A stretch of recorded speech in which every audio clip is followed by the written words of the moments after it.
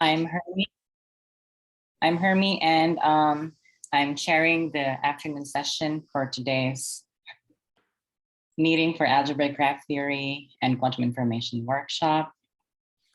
So we encourage everyone to ask questions during the talk and after the talk. And also in the spirit of inclusion, I would like to encourage everyone to indicate their pronouns in the attendees in the Zoom, but if you don't want to, that's also fine. So our first speaker for this afternoon is Christopher Van Bommel, who will be talking about path potentials preventing pretty good state transfer. Thank you, Hermie, and thank you to the organizers for the invitation to speak today. So I'll be looking at path potentials preventing pretty good state transfer, and this is joint work with Steve Kirkland.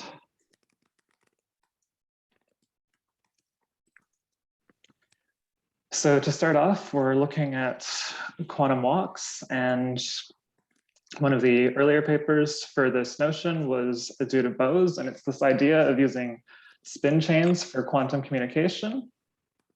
So it's this idea that we have a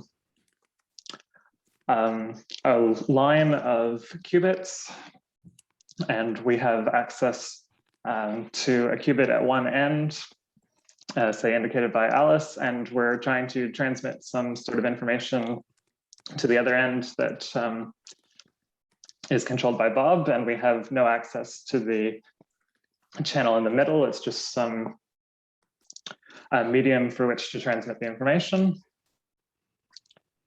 And the hope is if we initialize some state at the front and let it propagate for some amount of time, then we get something, ideally the state at the other end.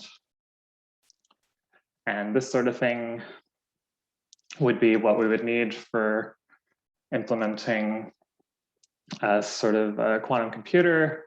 And one of the problems in quantum information is we can't copy states. We really need to be able to move states from one location to another.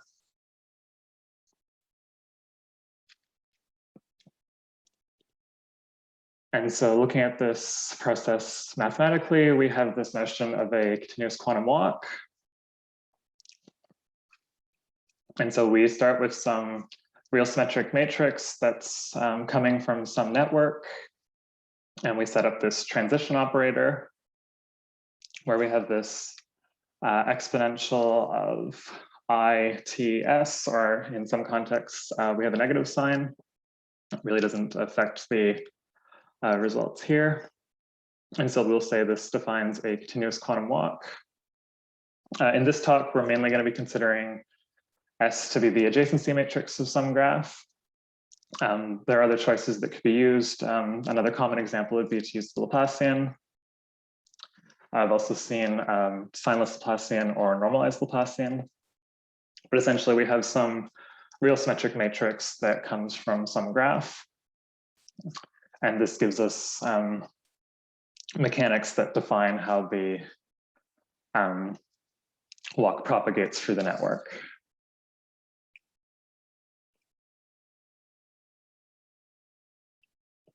And so, as I said, our goal is to transmit information. And so the ideal scenario is we can achieve perfect state transfer. So we think of this as occurring between vertices A and B. And so this occurs if we run the process for some length of time. And if we start from vertex A, we end up at vertex B, possibly with some phase factor, and we can essentially ignore this. We can't measure it anyway. And it makes sense to talk about perfect state transfer between vertices, because if we have perfect state transfer starting from A and ending at B, then we also have perfect state transfer starting with B and ending at A under the same time interval. And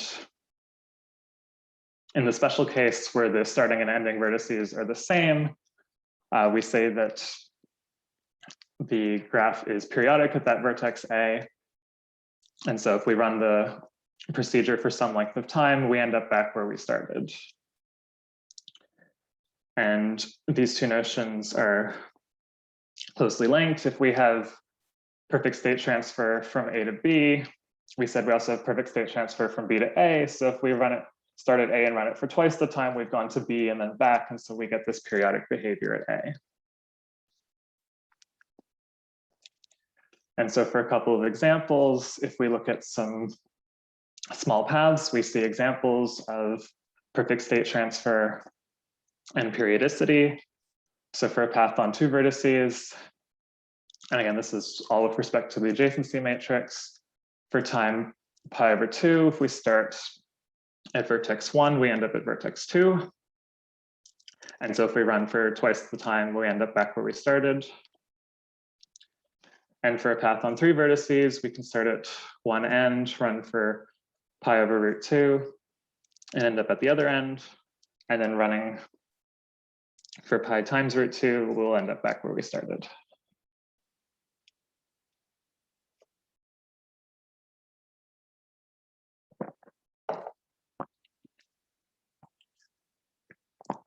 And in terms of perfect state transfer on paths, there's no hope of looking for any longer examples.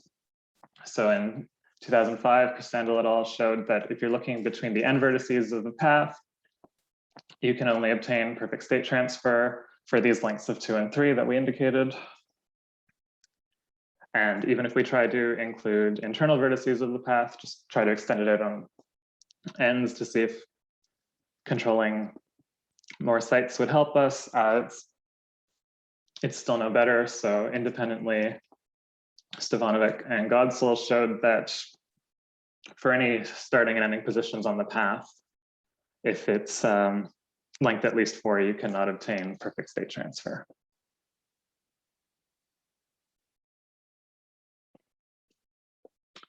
Now, it's important to note that was for unweighted paths. So if you allow weightings on the edges, you can achieve perfect state transfer on any length path that you wish.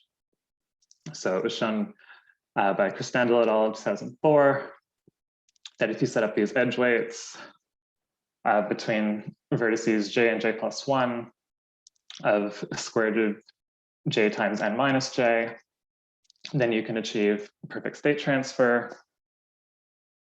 And these weights are essentially coming from setting up a walk on the hypercube.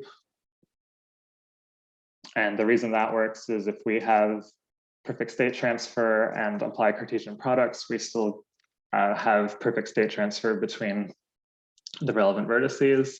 And so when we quotient the hypercube back down to a path, these are the edge weights that result.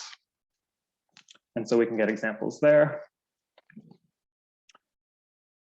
And in general, if we want to achieve perfect state transfer and are allowing weights, what we want to do is, we know examples of perfect state transfer come from eigenvalues that satisfy the ratio condition. And so if we predetermine what eigenvalues would help us, we can solve an inverse eigenvalue problem to determine weights that would achieve perfect state transfer. So we can get more examples from this sort of setup.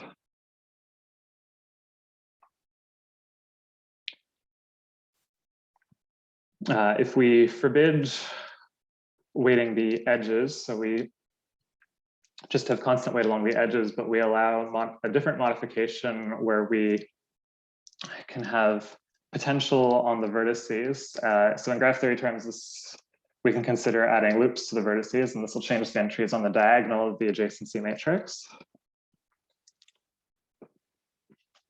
But in terms of perfect state transfer, this isn't enough to help us on the path. So Kempton, Lipner, and Yao showed that there is no potential across the vertices that can be added that would allow us to obtain perfect state transfer between the endpoints of the path of length at least 4.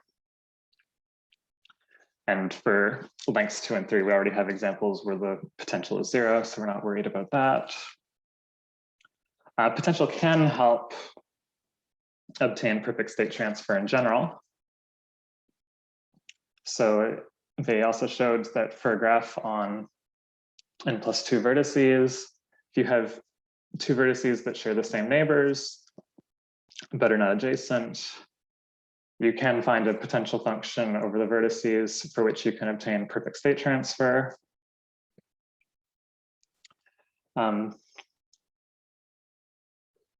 In terms of trying to transmit information across long distances, this maybe isn't any more helpful. We know these vertices that share the same neighbor are distance 2, and so this is, in some sense, we could just do the same thing on P3, but it does give us more examples where this behavior exists.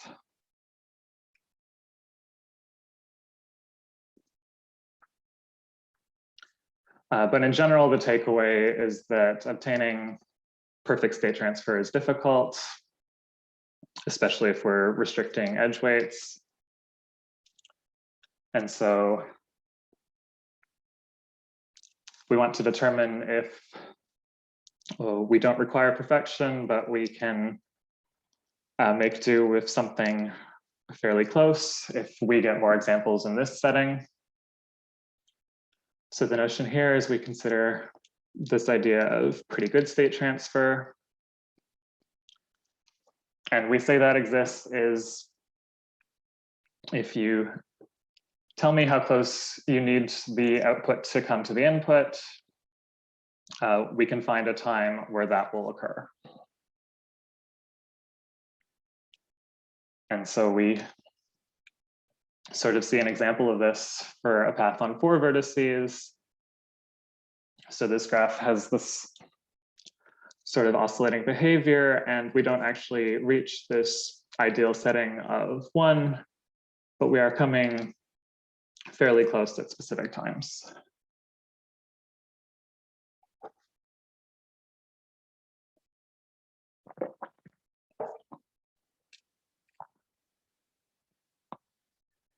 And so for pretty good state transfer on paths, this isn't nearly as limiting as perfect state transfer on paths. So here we can consider transfer between the end vertices, no weights, no loops. And when you can have pretty good state transfer, the length of the path is either 1 less than a power of 2, 1 less than a prime, or 1 less than twice the prime. And if you have pretty good state transfer between end vertices of a path, then you can move in an equal distance from both ends, and you can get pretty good state transfer between those vertices as well.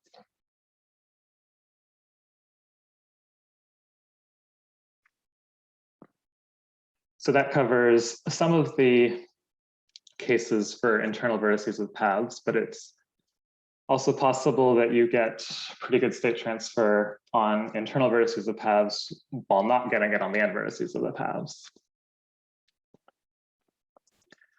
So with Gabriel and Crystal, I determined an example, a family of examples where the length of the path is a power of 2 times a prime minus 1. And the starting point should be a multiple of the power of 2, 1 smaller. So as an example, for a path on 11 vertices, we can't get pretty good state transfer between the end vertices, but we can get pretty good state transfer between the second vertex and the second last vertex.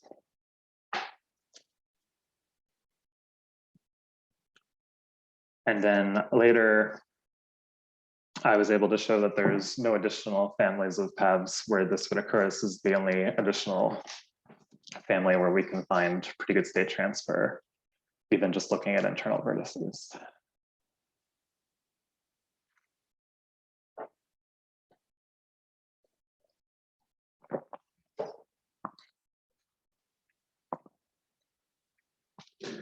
If we want to look for more examples, we don't want to go back to adding edge weights since we know we can get perfect state transfer on any length already. But we might be able to get more examples just adding loops or potentials.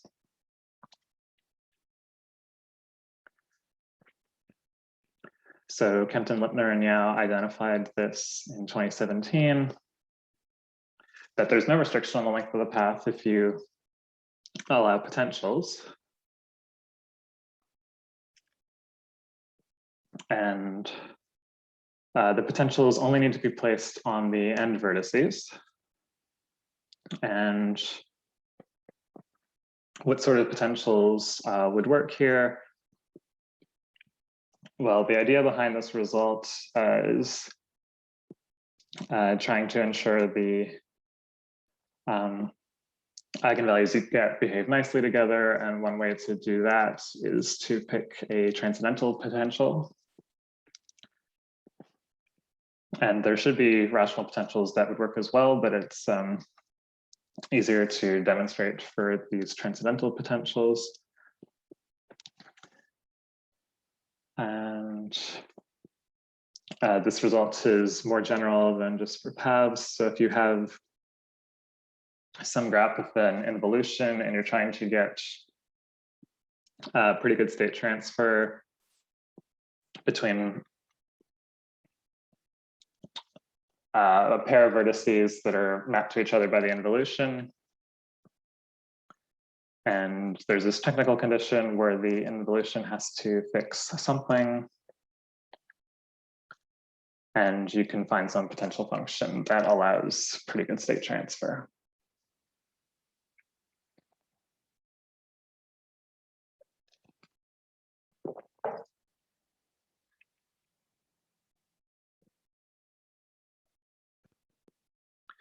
So the flip side of this result for paths, which is the main result for this talk, is there are other potentials you can pick that don't allow pretty good state transfer. And in particular, these potentials, so we'll assume we add the same potential to both ends. In particular, these potentials are a dense subset of the values from 1 to infinity.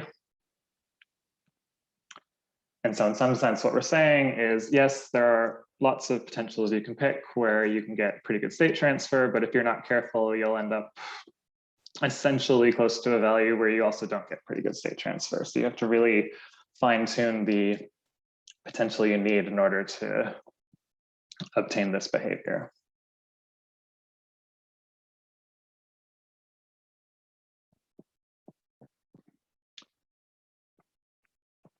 So how are we going to show this result? Well, important tool we use for analyzing quantum walks is spectral decomposition.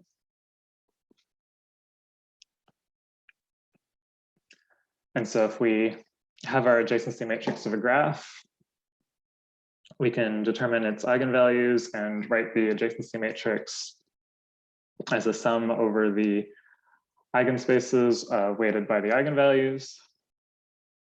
And this allows us to more easily compute this exponential function that gives the transition matrix, because we just have to take the exponential of the eigenvalues and then apply them to the relevant eigenspaces.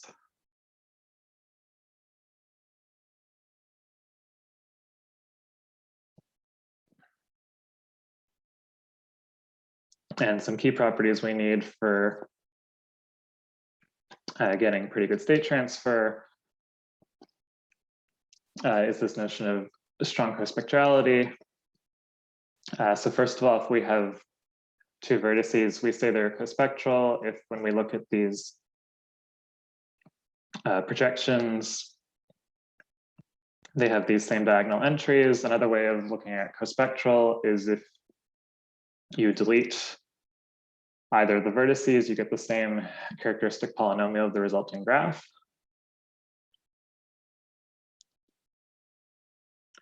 And then for parallel vertices, if we look at the columns of each of the eigenspace matrices of the vertices we're interested in, these column vectors should be parallel.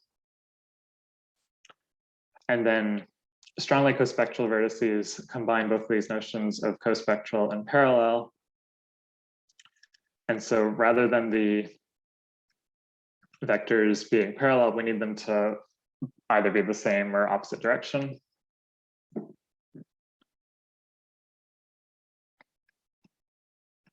And we can alternatively think of this as a property on the eigenvectors, where the entries corresponding to each of the vertices are either the same or opposite sign.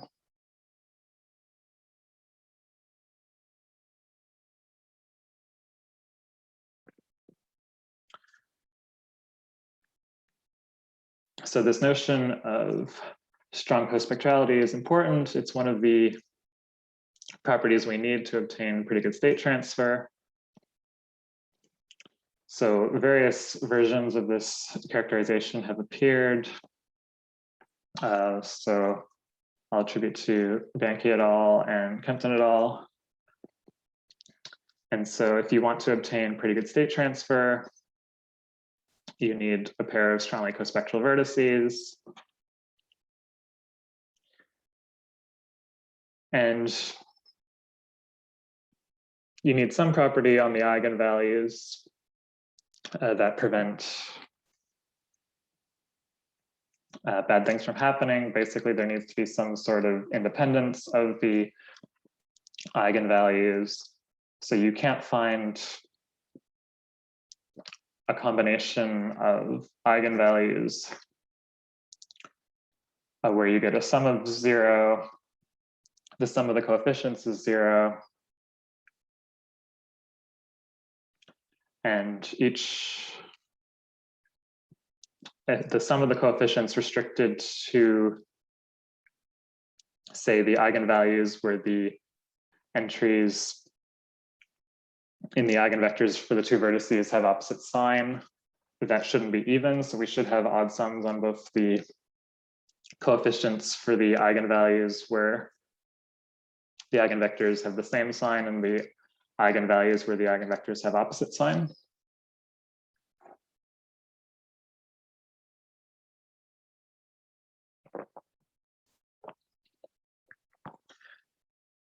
So essentially this strong cospectrality condition gives us a natural way to split the eigenvalues into two groups.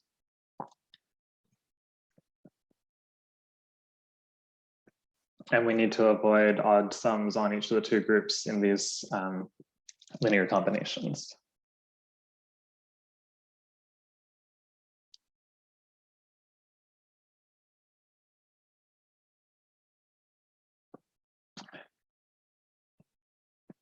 And so thinking about eigenvalues of weighted paths. So we know for paths in general, the eigenvalues, if we think of them in decreasing order from largest to smallest, the types of the eigenvalues alternate between this equal coefficients and opposite coefficients. And this setup allows us to factor the characteristic polynomial so that the two factors give us, each factor gives us the set of eigenvalues corresponding to this partition.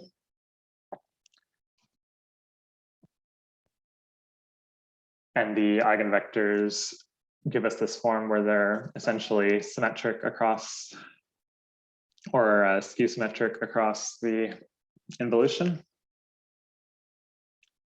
And so using this setup,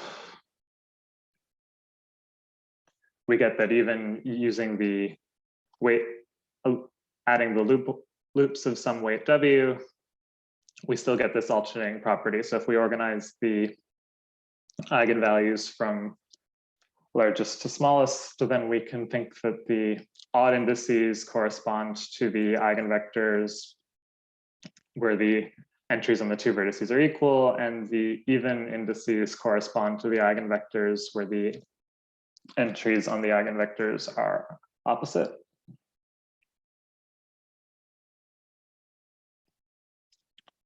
And essentially that comes from interlacing arguments where we split the adjacency matrix into two submatrices based on this involution.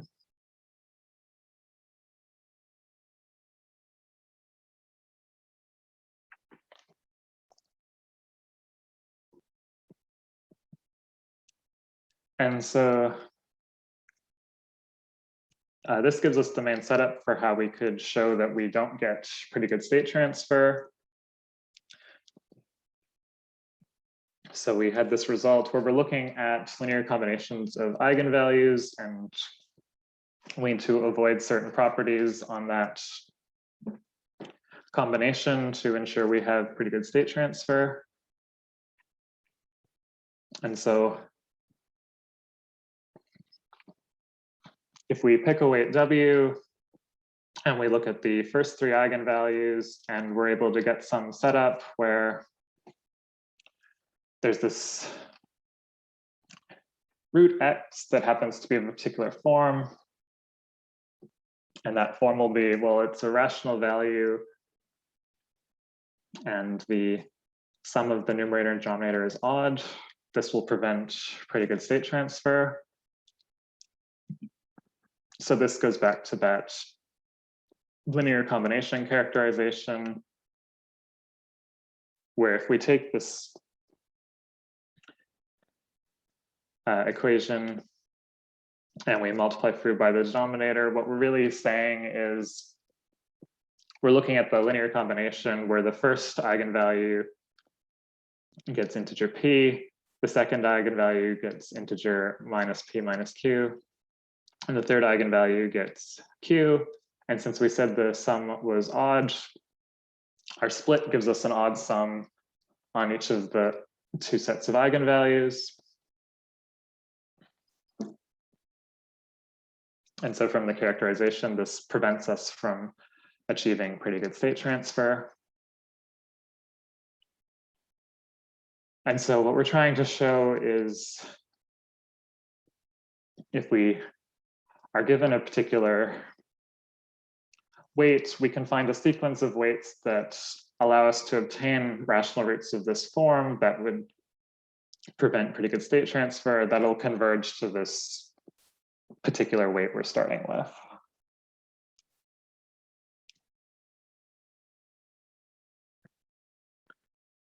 So that's sort of the mechanism we're looking at. Well, we have some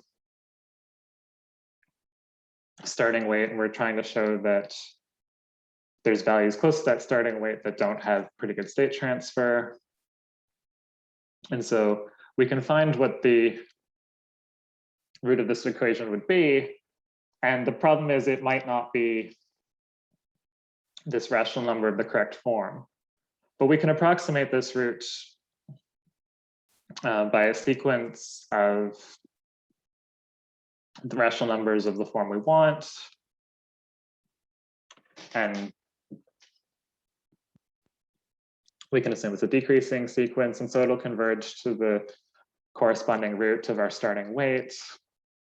And that'll give us a sequence of weights that prevent pretty good state transfer.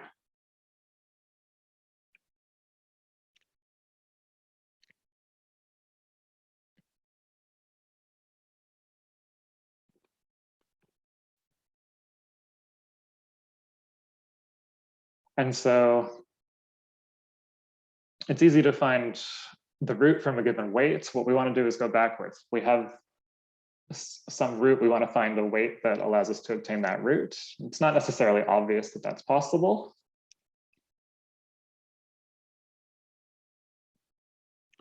But we're going to show that is precisely the case.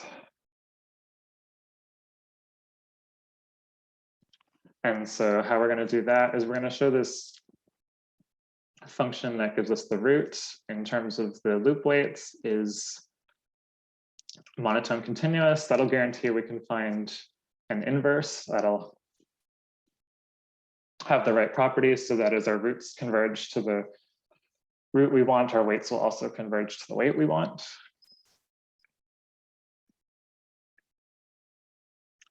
So the continuity follows from the continuity of the eigenvalues as we perturb the weights. And we know as no matter what the weights are, the eigenvalues are still, of a path will still be simple.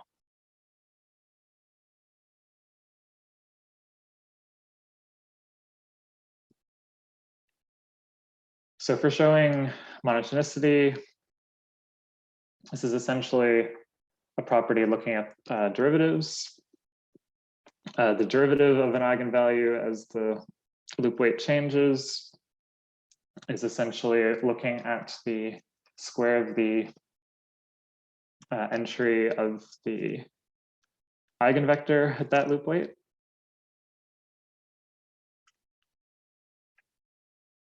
And so what we'd like to do is, for this function, if we can show the numerator is strictly increasing and the denominator is strictly decreasing, well, then the entire fraction will be strictly increasing. And so we get this monotonicity that we need.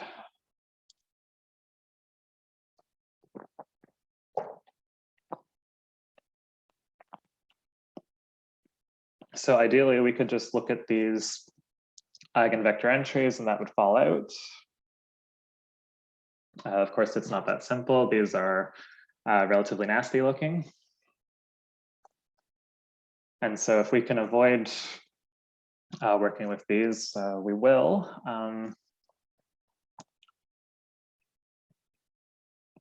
One thing I'll note, the bottom set is maybe less nasty and still holds even for the first two eigenvalues, provided they're at most 2. And so we don't necessarily have to compare 2 of these formulas at different forms.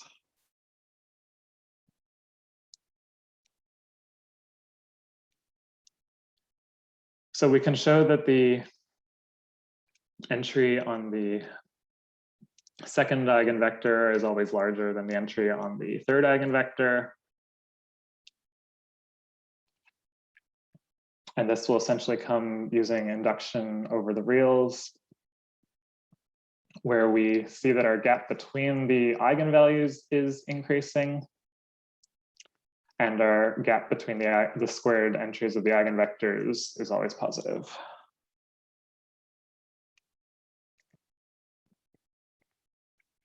So looking at our starting point, we have a weight 1, and the eigenvalues of weight 1 are actually nice to compute. They have these cosine of rational multiples of pi similar to the unweighted paths. And what's nice about that is these terms in the denominator, these sine terms in the denominator will disappear at these multiples. So it's not too difficult to compare at this point that the gap is positive.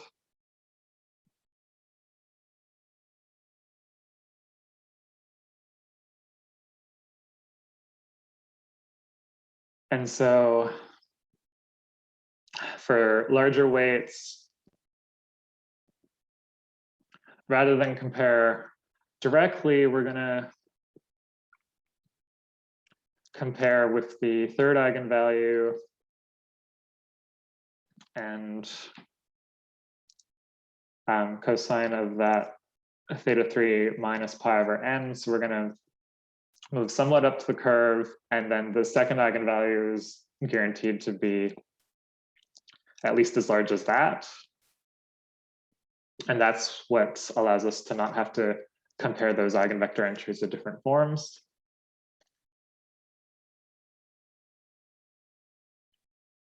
And so essentially what happens here, if you think about the cosine curve, if you have an equal interval and you move up the curve, those values are actually getting closer together. But our induction hypothesis was saying that we should be at least as far apart. And so we know the second eigenvalue is greater than that point. but that gives us an easier version to compare. I'll skip the details on this one, and suffice it to say, using those formulas, we are able to get what we need.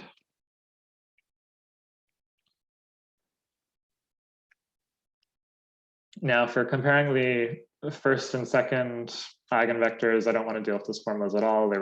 They had sums involved. It's just too much. What I want to look at instead is finding a recurrence relation for the eigenvector entries, where I assume this entry for the first vertex is 1. And if I can show that the entries for the second eigenvector are at least as large as the first eigenvector, then when I normalize, that'll ensure that the first eigenvector entry is smaller than the second eigenvector entry. And this recurrence relation essentially falls out by the typical first-year linear algebra solve for the eigenvector.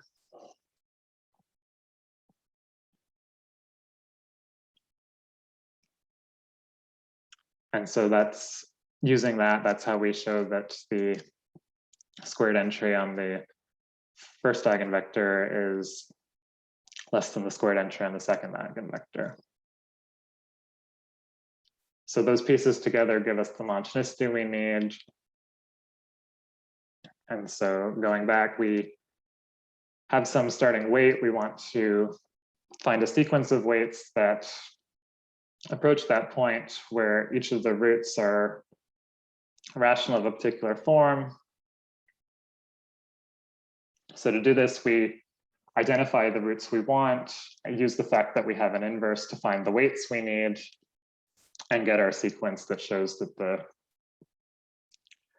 we have a dense set of points where we can't have pretty good state transfer.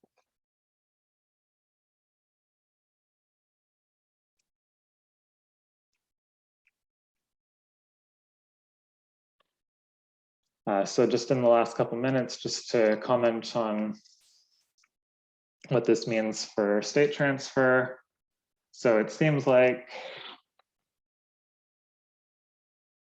we need to be very careful in choosing weights to get a fidelity we need. And if we look into this analytically, we can find the derivative on the fidelity with respect to the loop weight. And we get this fairly nasty looking term. It's got a triple sum in the first term. If you make some trivial simplifications to try to bound this term, like you let all the trig terms go to 1, take some absolute values, we have some estimates on the eigenvalues and eigenvector entries.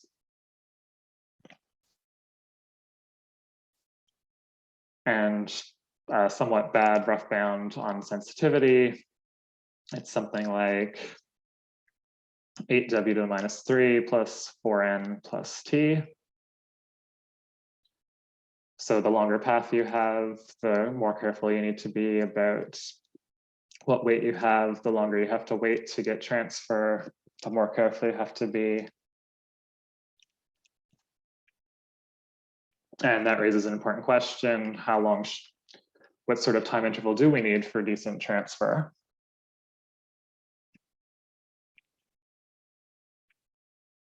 And essentially the idea is, if we think about the first and second eigenvalues, we know they have opposite signs, so we know we need to go far enough along so that the exponentials give us the opposite sign as well.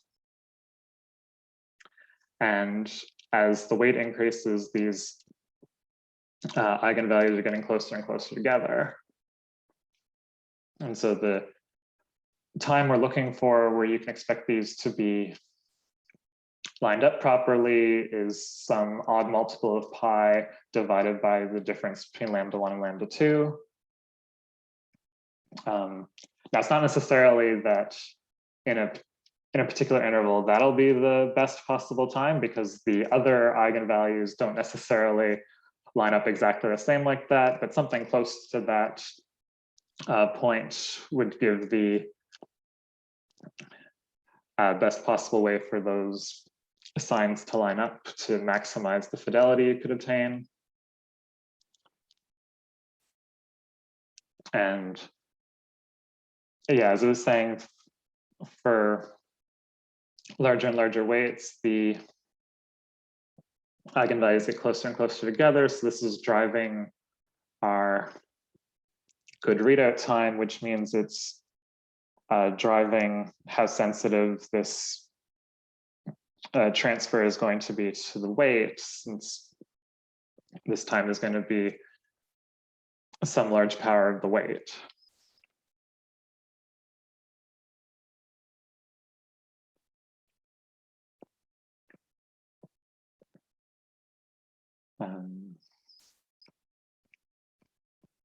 So I guess there's good news and bad news in some sense. There are weights you can find where you'll get pretty good state transfer. There's weights nearby that you won't get pretty good state transfer. And if you don't necessarily insist on pretty good state transfer, but just need decent fidelity, you'll probably be able to do all right. And with that, thank you, everyone. Thank you, Christopher. Let's give Christopher a hand.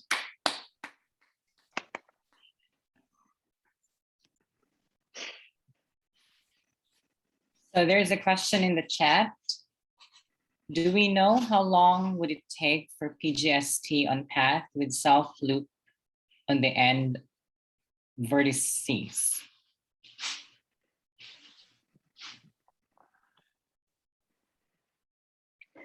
So talking about time for PGST is somewhat difficult. PGST is really about finding a sequence of times where, as we continue along the sequence, we get closer and closer to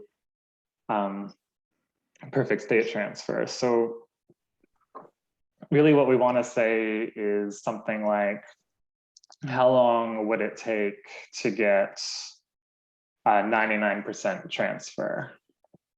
And we can expect that's going to have to be, we can expect that for large fidelities, that's going to have to be close to this odd multiple of pi over lambda1 minus lambda2.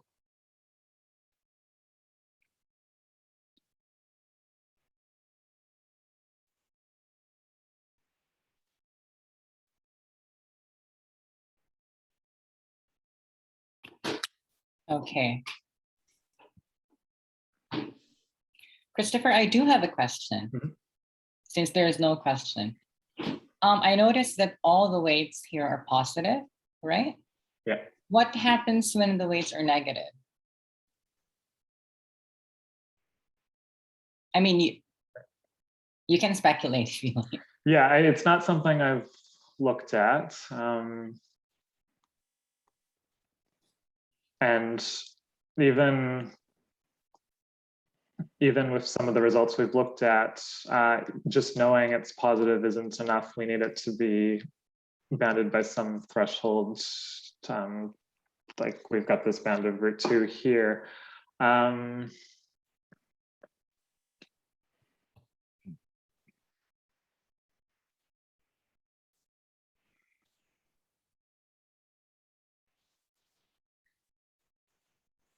I see.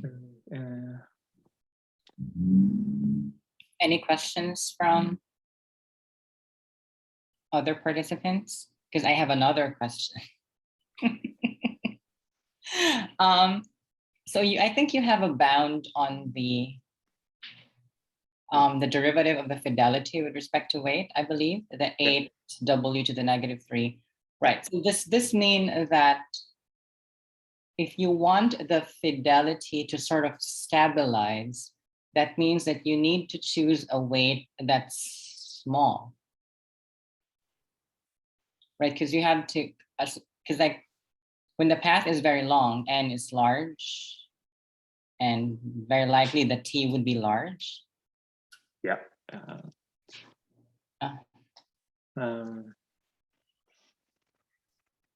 No, not really. It's not negative. I mean, essentially with this bound, you've got a 1 over w to the 3 term that's already there, but the time interval is a positive power of w, so there's sort of competing interests there. Okay.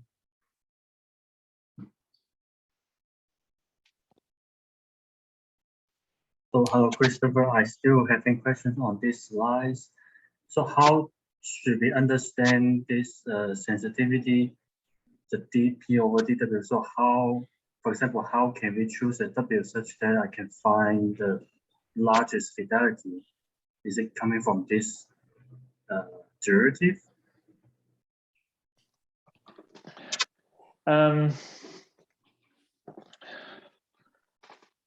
I mean, in theory, if you could find a value where the derivative is 0, then you know it's a local maximum for fidelity. That might not be enough to have good fidelity because it's these tend to oscillate wildly. So just because you have a local maximum doesn't necessarily mean you are even necessarily maximum in some narrow interval. So I wouldn't tend to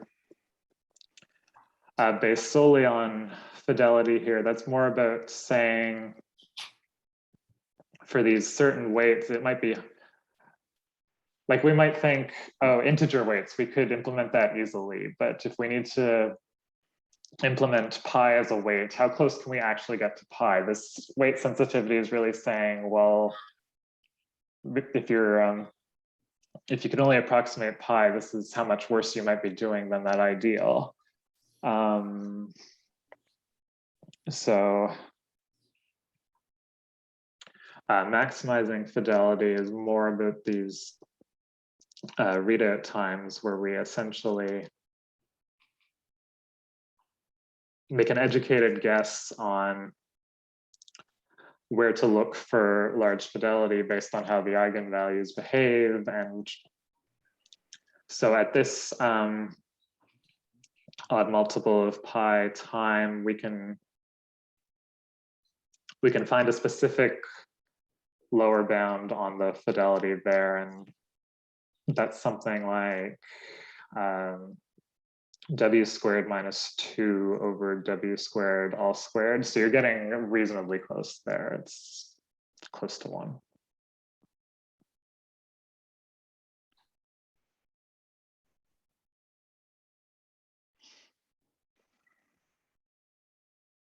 Thank you.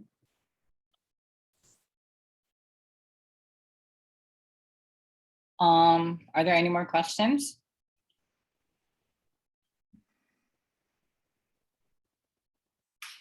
All right, so if there are no more questions, let's thank our speaker again.